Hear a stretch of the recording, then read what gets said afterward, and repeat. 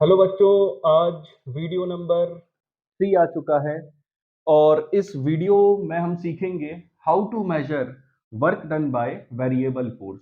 तो आज का टॉपिक क्या है? Work done by variable force. Work done by variable force, ठीक है ना। और दूसरा टॉपिक आज हम सीखेंगे जिसमें हम ये पता करेंगे area under F S graph. Area under F S graph, ये दोनों टॉपिक आपस में रिलेटेड हैं। पहला work done by variable force, दूसरा area under F S graph. यहां पे एफ क्या है बच्चों? फोर्स है, और एस क्या है? डिस्प्लेसमेंट है। तो चलिए शुरू करते हैं आज का छोटा सा वीडियो। तो आप इमेजिन करें कि एक ऑब्जेक्ट है, इसका मास है m और इस पर फोर्स F वेक्टर अप्लाई किया गया है। बिकॉज ऑफ दिस फोर्स इस ऑब्जेक्ट में कुछ डिस्प्लेसमेंट प्रोड्यूस होता है and this displacement is S vector. ठीक है, तो अगर मैं आपसे कहता हूं कि मान लो फोर्स आपको दिया हुआ है F vector is equals to 2 newton और displacement S vector is equals to 10 metre. तो आपसे कोई कहता है वर्क डन बताओ जरा कितना हुआ, तो W इज इक्वल्स टू क्या होगा बच्चों? F S cos theta. यहां पे फोर्स और डिस्प्लेसमेंट की डायरेक्शन सेम है, तो थीटा कितना हो जाएगा बच्चों? 0 डिग्री। तो W इज इक्वल्स टू होगा 2 into 10, that is equals to 20 joule. ये वर्क डन है। अब क्वेश्चन ये आता है कि इस क्वेश्चन में यहां पे आपको फोर्स कितना दिया है? 2 न्यूटन, और ऑब्जेक्ट डिस्प्लेस कहां से हो रहा है? इस पॉइंट से जहां पे डिस्प्लेसमेंट कितना है? 0 मीटर। और कहां तक डिस्प्लेसमेंट हो रहा है? जहां पे ये 10 मीटर हो जाता है डिस्प्लेसमेंट। मतलब ये इसकी इनिशियल पोजीशन है एक्स आई और ये इसकी फाइनल पोजीशन है एक्स एफ। तो पूरे रास्ते भर 10 मीटर चलाना है ये, तो पूरे रास्ते भर इस पे फोर्स कितना लग रहा है? 2 न्यूटन। तो इस टाइप का जो वर्क है ना बच्चों, इसे हम कहते हैं work done by constant force. Work done by constant force. Force की वैल्यू कांस्टेंट है, तो इसको हम क्या कहेंगे? Work done by constant force. अगर कोई कहता है कि आप इसका ग्राफ बना के दिखाओ, तो अगर कोई कहता है कि इस कंडीशन में एफ वेक्टर और एस वेक्टर का ग्राफ कैसा बनेगा, तो वो यहां पे देख सकते हैं हम।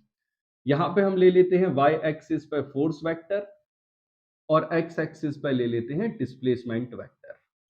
ठीक है, एफ एस ग्राफ में वाई एक्सिस पे फोर्स और एक्स एक्सिस पे डिस्प्लेसमेंट। तो यहां पे 1 मीटर, 2 मीटर, 3 मीटर, 4 मीटर, 5, 6, 7, ये जगह कब पड़ गई? 8, 9 और ये 10। और यहां पे हमने फोर्स की वैल्यू ले ली 1 न्यूटन, यहां पे फोर्स की वैल्यू है 2 न्यूटन, यहां है 3 न्यूटन। तो जब डिस्प्लेसमेंट 0 से 1 हुआ तब कितना फोर्स लग रहा था? 2 न्यूटन। 2 मीटर पे भी कितना लग रहा है? 2 न्यूटन। 3 पे 3 पे कितना लग रहा है? 2 न्यूटन, सॉरी। तो 0 से लेकर के 10 मीटर तक इसमें कितना फोर्स लगा है पूरे समय? सिर्फ 2 न्यूटन। तो ये इसका एफ एस ग्राफ है। अब प्रॉब्लम तब आती है बच्चों जब आपको फोर्स वेरिएबल दिया हो। अगर कांस्टेंट फोर्स लग रहा है तो एफ एस ग्राफ कैसा बनेगा?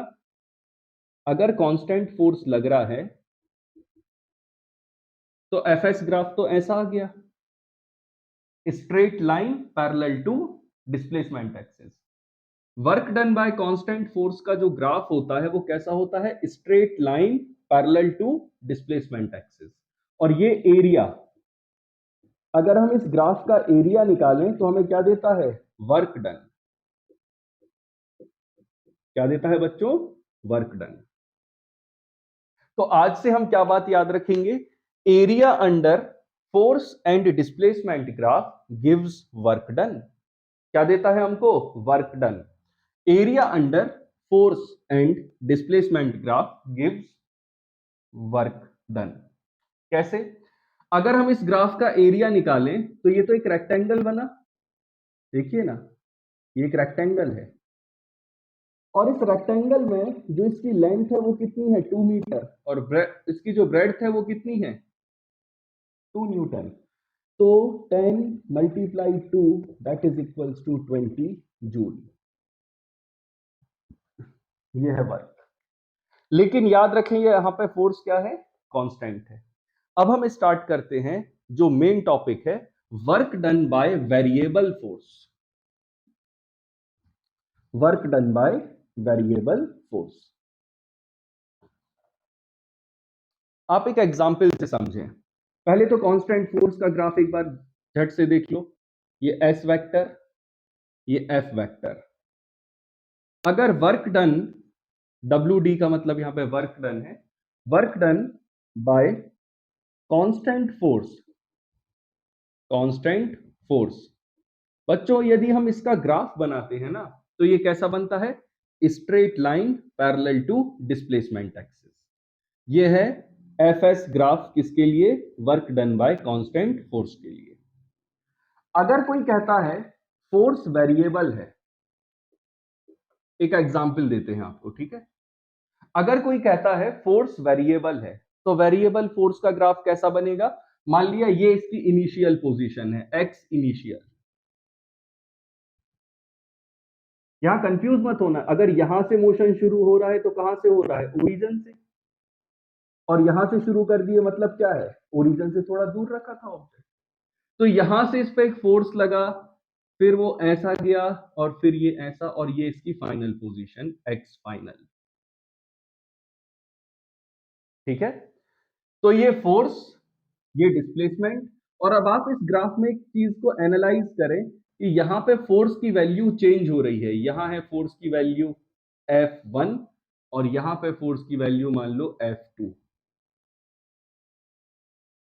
तो x इनिशियल से लेकर के x फाइनल तक फोर्स की वैल्यूज देखिए आप कैसे चेंज हो रही हैं। जैसे ही ये डिस्प्लेसमेंट यहां आएगा तो यहां पे कुछ फोर्स की वैल्यू है, फिर डिस्प्लेसमेंट मान लो यहां पे लेते हैं हम, इस पॉइंट पे डिस्प्लेसमेंट लेते हैं तो फोर्स ये है, फिर डिस्प्लेसमेंट यहां लेते हैं तो फिर फोर्स बदल गया है।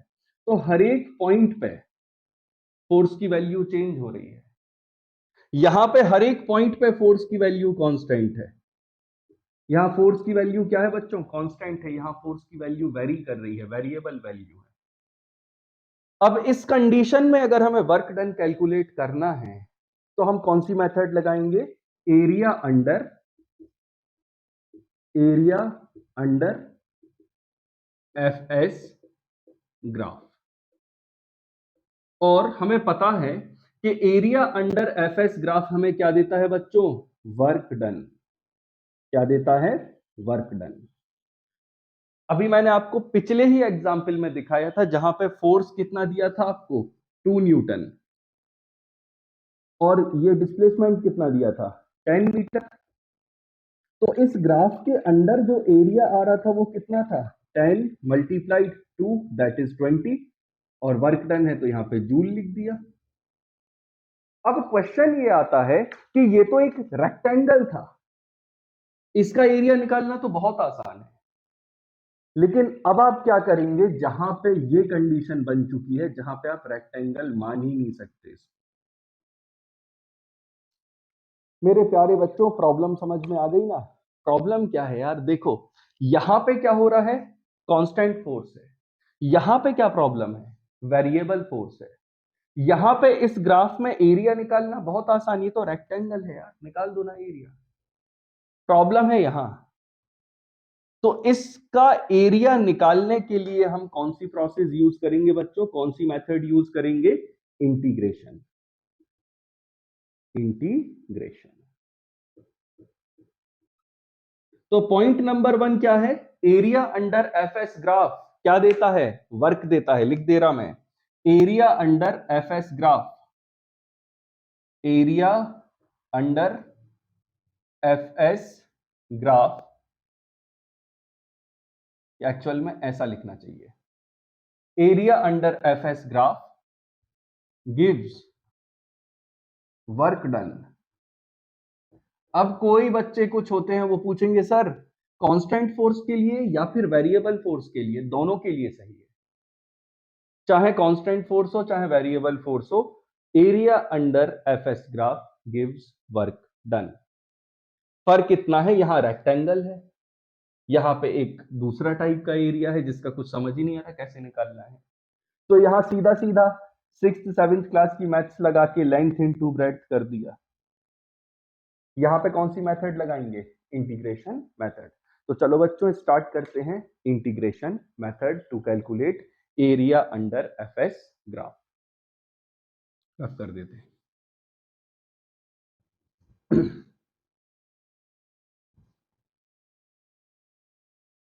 तो पॉइंट नंबर 1 हम इमेजिन कर लेते हैं कि एक सिचुएशन है, यहां डिस्प्लेसमेंट वेक्टर ले लेते हैं, यहां फोर्स वेक्टर, और यहां से एक पॉइंट लेते हैं, इसे कहते हैं एक्स इनिशियल, और यहां से ये ग्राफ कुछ ऐसा जाता है ऊपर की तरफ और यहां आ जाता है, यह एक्स फाइनल। अब हमें इसका एरिया निकालना है, वो कैसे आएगा वो देखिए, इसको सीधा कर दे थोड़ा सा, नाउ मच बेटर। देखो बच्चों, अगर हम मान लेते हैं कि ये पूरा एरिया छोटी छोटी सी स्ट्रिप से मिलकर के बना हुआ है, जैसे ये एक स्ट्रिप है, अगर हम मानते हैं कि ये स्ट्रिप की जो थिकनेस है वो बहुत कम है, मान लिया इस स्ट्रिप की जो थिकनेस है, लेट, लिख देता हूं, let the thickness of this strip is delta x. मान लिया इस स्ट्रिप की जो थिकनेस है वो सिर्फ कितनी है बच्चों, डेल्टा एक्स है, और ये जो दोनों पॉइंट्स हैं इसकी थिकनेस इतनी कम है, इतनी कम है कि हम बस मान लेते हैं कि ये दोनों पॉइंट्स लगभग एक बराबर पे हैं। जैसे मान लिया मैंने यहां पे फोर्स की वैल्यू निकाली F1 और यहां पे फोर्स की वैल्यू निकाली F2, तो यहां से लेकर के यहां तक हम देखें तो फोर्स की वैल्यू में बहुत ज्यादा डिफरेंस है, हम F1 को F2 के इक्वल नहीं मान सकते, लेकिन इस स्ट्रिप के लिए हम इस डिफरेंस को निग्लेक्ट कर सकते हैं, हम मान सकते हैं कि यार F1 और F2 लगभग बराबर हैं इन दोनों पॉइंट्स के लिए, क्योंकि ये स्ट्रिप की थिकनेस बहुत कम है। तो इस पॉइंट पे हम दो वैल्यूज ना लेकर के फोर्स की सिर्फ एक ही वैल्यू ले लेते हैं F। ऐसा क्यों किया, क्योंकि ये दोनों पॉइंट्स बहुत पास है। अब हम क्या करते हैं, इस स्ट्रिप का एरिया कैलकुलेट करने की कोशिश करते हैं। तो इस स्ट्रिप का एरिया कितना आएगा बच्चों, एरिया ऑफ स्ट्रिप, तो कितना आ जाएगा, F into delta x. F multiply delta x किसका एरिया है, इस स्ट्रिप का एरिया है, और ऐसी बहुत सारी स्ट्रिप्स से मिलकर के ये बना हुआ है, और हर एक स्ट्रिप की जो थिकनेस है ना बच्चों वो कितनी है, डेल्टा एक्स। ये पूरा एरिया बहुत सारी छोटी छोटी सी स्ट्रिप से मिलकर के बना हुआ है, और हर एक स्ट्रिप की थिकनेस कितनी है, डेल्टा एक्स। तो हम क्या लिख सकते हैं, area under F S graph, area under F S graph is equal to summation of, हम हर एक स्ट्रिप को क्या करते, ऐड करते हैं, पूरी जितनी भी स्ट्रिप्स हैं एक्स इनिशियल से लेकर के एक्स फाइनल तक, इन पूरी स्ट्रिप्स को ऐड कर लो। तो क्या लिखेंगे, summation of F delta x. Actually में ना हम इसका एरिया ऐड कर रहे हैं, एक स्ट्रिप का एरिया कितना है, F delta x, area of strip. ऐसी कितनी स्ट्रिप हमें जोड़नी है, एक्स इनिशियल से लेकर के एक्स फाइनल तक जोड़नी है। तो summation of F delta x from x initial to x final, ये हमको देगा area under F S graph. ध्यान से समझना, एक स्ट्रिप का एरिया एफ डेल्टा एक्स, पूरे ग्राफ का एरिया, जितनी भी स्ट्रिप्स हैं उन सबको ऐड कर दो। तो summation of F delta x कहां से लेके कहां तक ऐड करना है, एक्स इनिशियल से लेके एक्स फाइनल तक। ठीक है, ये क्या है, area under F S graph, और यही एरिया किसके बराबर है, वर्क डन के बराबर। This area is equals to work done. ये हमने एरिया कैलकुलेट किया, और एरिया ही तो क्या देता है, वर्क डन देता है। अब हम इसको इंटीग्रेशन के फॉर्म में भी लिख सकते हैं। बहुत ध्यान से समझना बच्चों, बहुत सिंपल चीज है, बस थोड़ा सा ध्यान लगा लेना। ठीक है, मान लिया हमारे पास लिखा है work done is equals to summation of F delta x from x initial to x final. अगर मैं मानता हूं कि हर एक स्ट्रिप की थिकनेस कम होती जा रही है, अगर डेल्टा एक्स कम होता जा रहा है, डेल्टा एक्स क्या है, यहां पे थिकनेस है स्ट्रिप की, अगर ये डेल्टा एक्स कम होता जाएगा तो यहां पे नंबर ऑफ स्ट्रिप्स बढ़ती जाएंगी। नहीं समझे? अगर मैं कहता हूं यहां पे ये डेल्टा एक्स क्या है, एरिया ऑफ स्ट्रिप, और ये डेल्टा एक्स छोटा होता जा रहा है, ये वाली जो थिकनेस है, इस डायग्राम को रीड्रॉ करने की जरूरत नहीं है, मान लिया ये एक स्ट्रिप है ऐसी, इसकी थिकनेस इतनी कम होती जा रही है कि ये delta x nearly equal to zero हो गया है, नियरली इक्वल टू जीरो। इस स्ट्रिप की थिकनेस, हर एक स्ट्रिप की थिकनेस कितनी कम होती जा रही है, इसकी थिकनेस नियरली इक्वल टू क्या है, जीरो। जीरो नहीं है, नियरली इक्वल टू जीरो होगी। तो उस कंडीशन में हम इस एक्सप्रेशन को क्या लिख सकते हैं, देखें ध्यान से, ये जो एक्सप्रेशन है, इस एक्सप्रेशन को जब ये वाला डेल्टा एक्स कितना हो जाए, नियरली इक्वल टू जीरो, तो इसको लिखने का तरीका ये होता है बच्चों, limit delta x tends to zero. इसका मतलब क्या हुआ कि delta x nearly equal to zero है लेकिन जीरो नहीं है। बात को समझना, delta x tends to zero, ये लिखा है लिमिट, LIM का मतलब है limit delta x tends to zero. इसका मतलब delta x nearly equal to zero है लेकिन जीरो नहीं है। इस एक्सप्रेशन के पहले लिखते हैं समेशन, अब ये लिखेंगे summation F delta x from x initial to x final. ये कब लिखा हमने, ये कब लिखा, जब delta x is tending to zero, delta x लगभग जीरो है, जीरो नहीं, इतना छोटा हो गया है। तो जब डेल्टा एक्स बहुत कम हो जाएगा, स्ट्रिप की थिकनेसेस बहुत कम होती जाएंगी, उस कंडीशन में जो नंबर ऑफ स्ट्रिप्स हैं वो इनफाइनाइट हो जाएंगी। उस कंडीशन में नंबर ऑफ स्ट्रिप्स कितनी हो जाएंगी, इनफाइनाइट। तो इस एक्सप्रेशन को हमने लिखा W is equals to limit delta x tends to zero. मैंने ये स्टेप रिपीट करके लिखा ताकि आप लोगों को याद हो जाए कि कॉन्सेप्ट है क्या, एक्स इनिशियल से एक्स फाइनल। और इसी एक्सप्रेशन को मेरे प्यारे बच्चों हम लिख सकते हैं F d x from x initial to x final is equals to W। अब आप कहोगे सर ये dx कहां से आ गया, इस dx का मतलब क्या है, जब हमने कहा ना कि limit delta x tends to zero, इसका मतलब डेल्टा x लगभग जीरो के बराबर है लेकिन जीरो नहीं है, तो उस कंडीशन में हम डेल्टा x को लिख देते हैं dx। Limit delta x tends to zero का मतलब ही dx है यहां पे, ठीक है ना। तो ये integration form of work done है। मतलब अगर वेरिएबल फोर्स लग रहा है ऑब्जेक्ट पे तो हम वर्क डन कैसे कैलकुलेट करेंगे, तो उसका आज हमें एक फॉर्मूला मिला, W is equals to integration F d x from x initial to x final. अब यहां पे dx क्या है, delta x tends to 0। Delta x क्या था बच्चों, एक स्मॉल डिस्प्लेसमेंट था।